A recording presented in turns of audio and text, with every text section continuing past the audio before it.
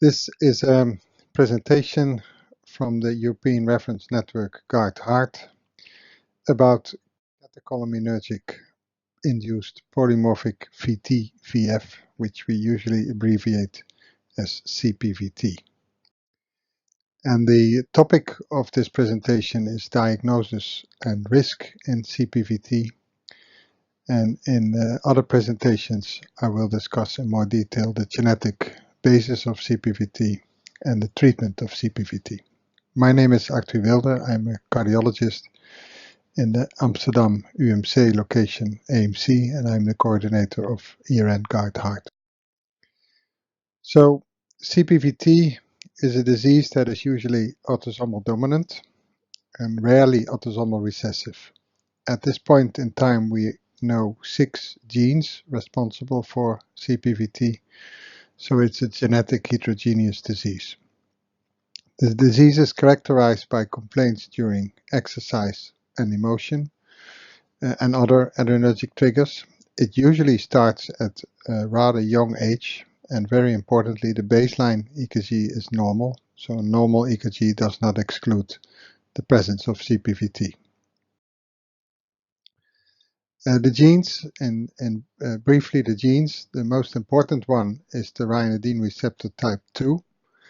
Second gene is CASQ2, which is an autosomal recessive disease and responsible for CPVT2. CPVT3 relates to KCNJ2, which is also involved in Anderson-Tawil syndrome, and part of that is characterized by adrenergic arrhythmias, and other genes are triadine column genes and tachycardia, and some of them are autosomal recessive as well. The genes all center around the calcium homeostasis of cardiac cells. The ryanodine receptor is the most important one. The ryanodine protein is a protein in the SR, separating the SR from the cytosol, and in the SR is the calcium store.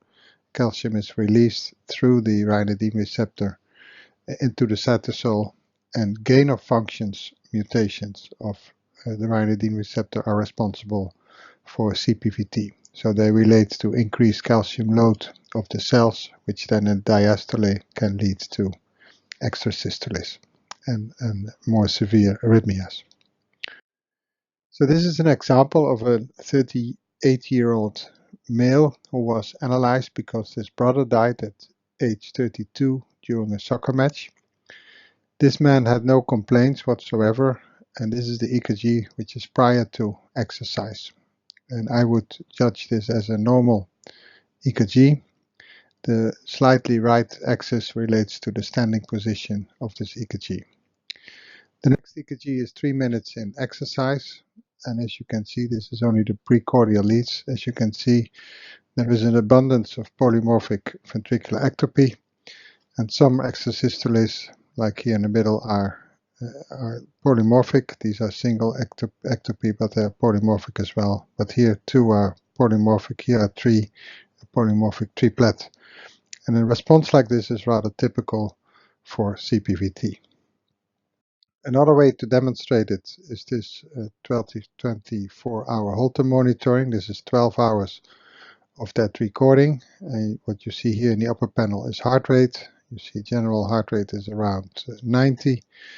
And between 6 in the evening and 7 in the evening, he is doing some exercise, either cycling back to home or doing some jogging. And right at that point in time, there are ventricular extrasystoles. These are isolated ventricular extrasystoles per minute, and they coincide with the increase in heart rate in the upper panel.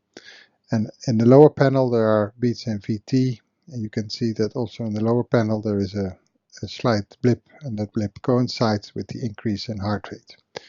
So there is ectopy, ventricular ectopy, during an increase in heart rate, and that is typical for CPVT.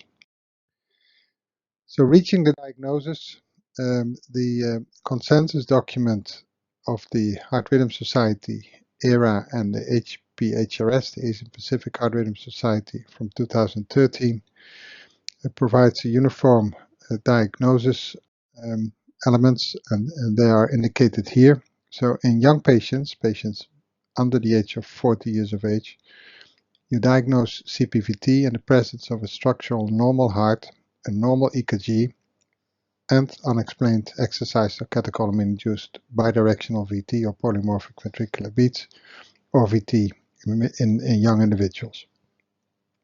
When the individual is older in age, you need to exclude ischemic heart disease, because ischemic heart disease can also relate to exercise-induced ventricular arrhythmias.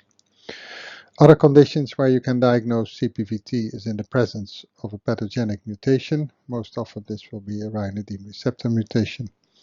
And you can also diagnose CPVT in family members of a CPVT index case with a normal heart who manifests exercise-induced single ectopy or bidirectional polymorphic VT. The diagnosis is not always reached in individuals, that is to say that the penetrance is not 100%.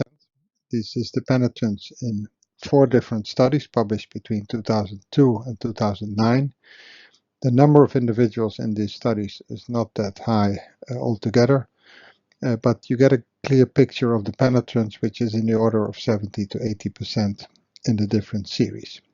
So it means that 20% of the exercise test might actually show no ectopy, whereas the diagnosis CPVT is still pertinent.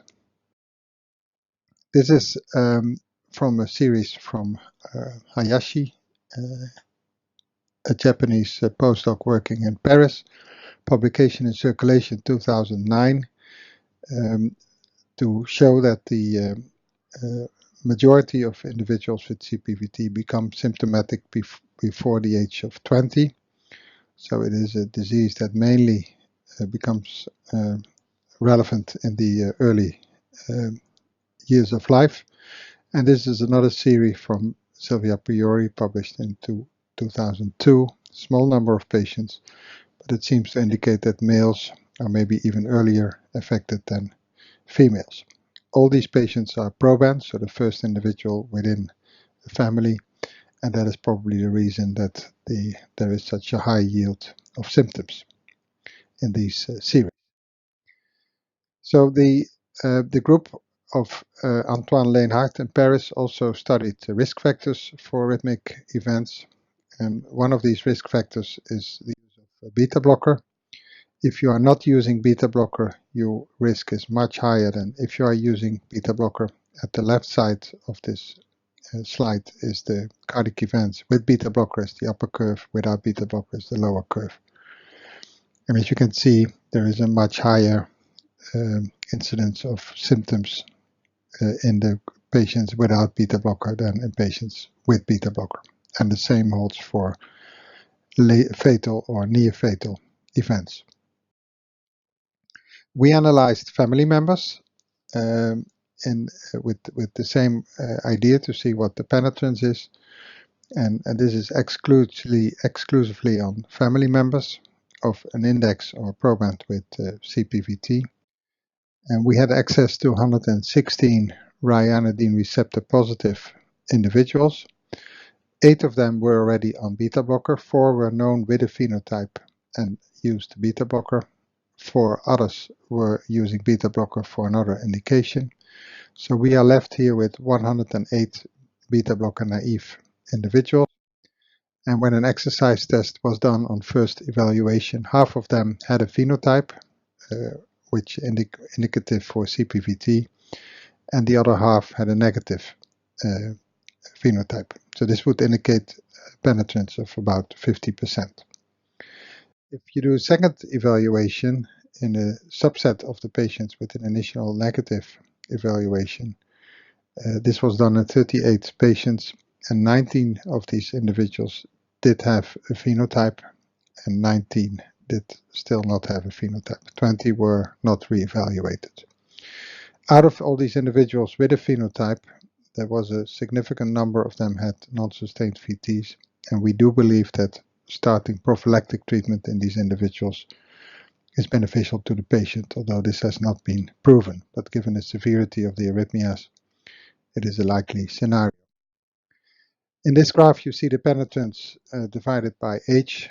So in the early age group in our series, there is not that much penetrance, is not that high, but it becomes about 30% in the age group between 10 and 19.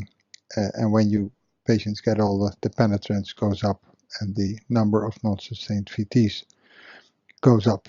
The reason penetrance is at the later age here than in the series that I demonstrated earlier probably relates to the fact that we are dealing here with only family members, whereas the earlier series were only probands. A few words on risk stratification, which comes from that paper from Paris. This paper I've shown you before. And the risk factors are either cardiac arrest prior to therapy, so a severe presentation with a cardiac arrest is a risk factor for follow-up. Complexity of ectopy, which is defined as more than doublets on an exercise test, is another risk factor, and the presence of syncopal events. And the use of beta blocker I've already indicated. If you are not using beta blockers, you're at higher risk. This is our own experience. Patients with during follow-up and free from events in the probands, you can see there is a significant recurrence rate of events. But also in relatives, there is an occasional event, and both of these patients were not treated with a beta blocker. Similar data were shown by Hayashi et al. They had 8-year follow-up. 12 of their 51 patients had a recurrent event, and all were not optimal treated. So beta blocker is important also in individuals without a clear phenotype. Whether genetics plays a role is not determined yet. There are some primary data, preliminary data from our own experience, and that is mutations in this part of the channel may carry a higher risk on VTs. So this is where I will conclude now. I have discussed the diagnosis, the diagnostic elements, and risk stratification, and in other presentations I will continue with more details about the genetic basis and more details